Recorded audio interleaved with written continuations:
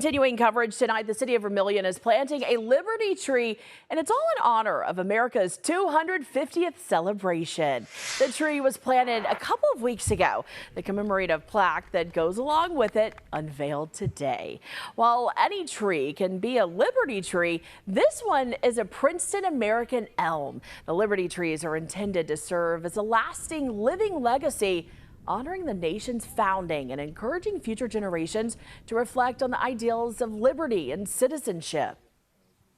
In communities all across America, communities are planting Liberty trees in honor of America's 250th anniversary, and we're lucky that Vermillion gets to have one of these trees. If you would like to see the tree and the plaque for yourself, it's really easy to do. They're located at the southwest corner of Prentice Park, and there's an American sycamore moon tree in Siouxland. Yeah, it's actually in Storm Lake at the Living Heritage Tree Museum.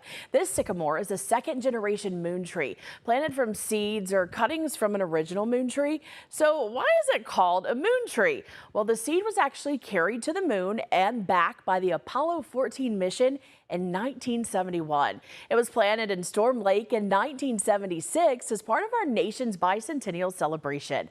The museum also includes a Johnny Appleseed apple tree, a George Washington sycamore tree, and a General Sherman maple tree. The Living Heritage Tree Museum is inside Sunset Park, which is along the shores of Storm Lake.